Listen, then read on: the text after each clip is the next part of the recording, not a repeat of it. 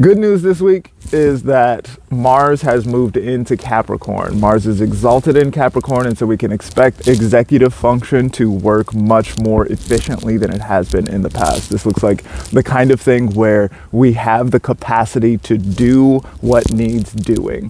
The bummer this week is that we still have crunch time going on. We still have problems up in the way. And so in some ways this can be good. Sometimes when you got a lot of Mars in the situation, if you don't have anything to do with it, then you end up fucking shit up. You end up breaking things and harming yourself and others.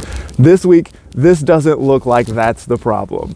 The problem is the problem. There is a problem to solve, and you gotta get in there and handle that shit. It's not gonna necessarily be easy to do. I would expect it to be more of the same problems that we've been facing for the past 3 weeks or so. Looking at all of this stuff in Sagittarius square to Saturn. Saturn is gonna represent our obstacles, boundaries, trouble, challenges, these kinds of things. Things especially that need to be built for the long term. All of that weight and pressure and burden is still here. But this week, it looks like Mars has the capacity to actually do something beneficial and not just kind of run it into the block over and over. Thank y'all so much for being here. It's your boy Zamboni. Thank you so much for listening all of these years. I've been doing this shit like 9 years now or something like that. Thank you so much to those of you who have been here the whole time. Thank you so much for showing up newly and sending this to a friend and whatnot. Appreciate you. If you want a reading, you can go to zambonifunk.com. You know how it goes. Also, if you want to learn astrology, the astrology from the ground up, check out the course. So this week, Mars moving into Capricorn looks great. I really like Mars in Capricorn. So one of the reasons why I like Mars in Capricorn is because I like Mars in the first place. I like it when Mars does a good job doing the Mars things.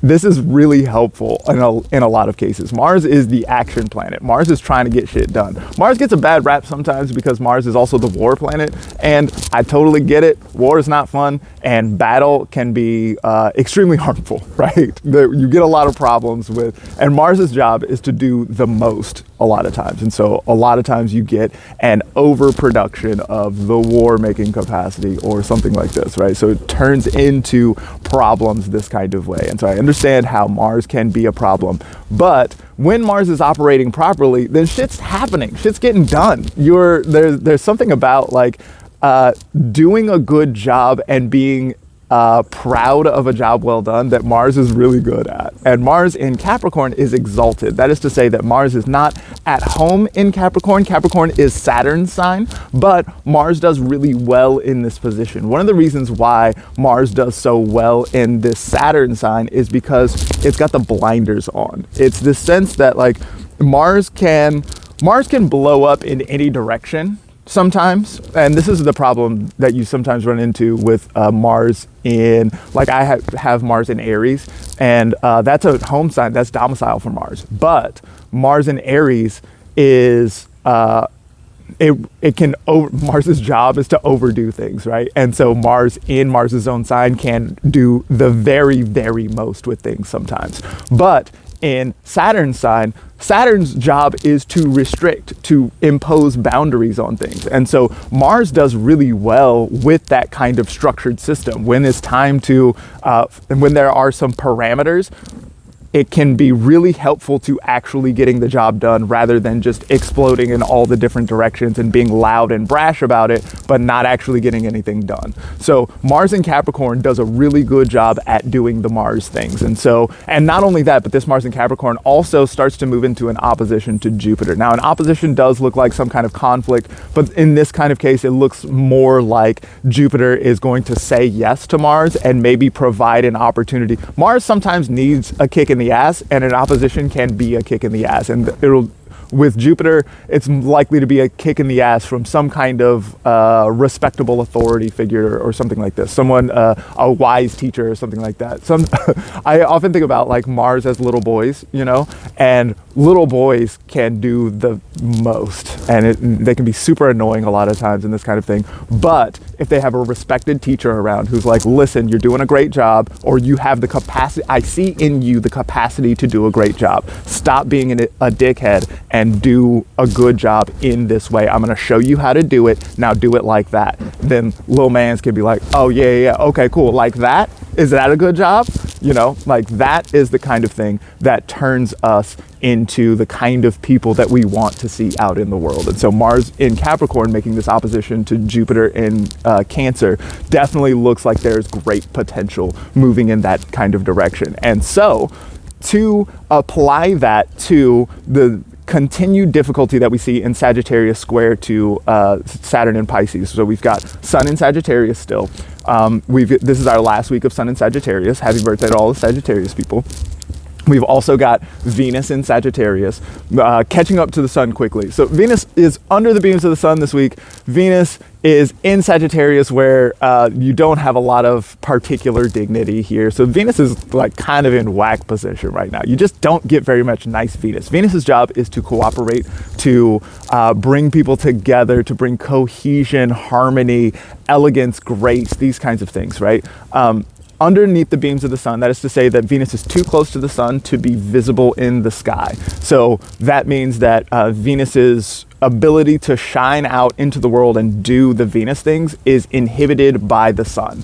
And the Sun is just in this square to Saturn. So it's so a square is going to be conflict and difficulty. It's going to be tension of some sort, and a square to Saturn is going to be like running up into obstacles and boundaries and maybe not knowing what to do with it. One of the things that the Sun square to Saturn often runs into is an inability to shine. Right, the Sun job is to shine brightly, and Saturn is the dimmest planet, which is still visible to the naked eye, right? And so this is the one that will put a damper on your sunshine. It is the one that will be like, oh yeah, you think you're so cool and shiny and bright and all this, but there are all the world is brutal and cold and terrible, and don't you remember that you actually suck? That is Saturn's job, right? And so Sun is out here trying to be the Sun, and Saturn is like, yeah, but you have forgotten all of these other things. You've forgotten how small you are in the world, right? And so that can lead to a kind of depressive or melancholic feeling, a certain sense of like, oh God, it's not worth it. It'll never be worth it. It'll never work out, or this kind of thing, right? And so that feeling of an absence of vision, the Sun's job is to not only shine brightly, but also to see. Right? The Sun is associated with visibility. And so having vision for a hopeful future and this kind of thing runs into the boundaries of Saturn. And it's like, are you sure? Do you think that that's really real? Because here's all the reasons why it'll never work, right?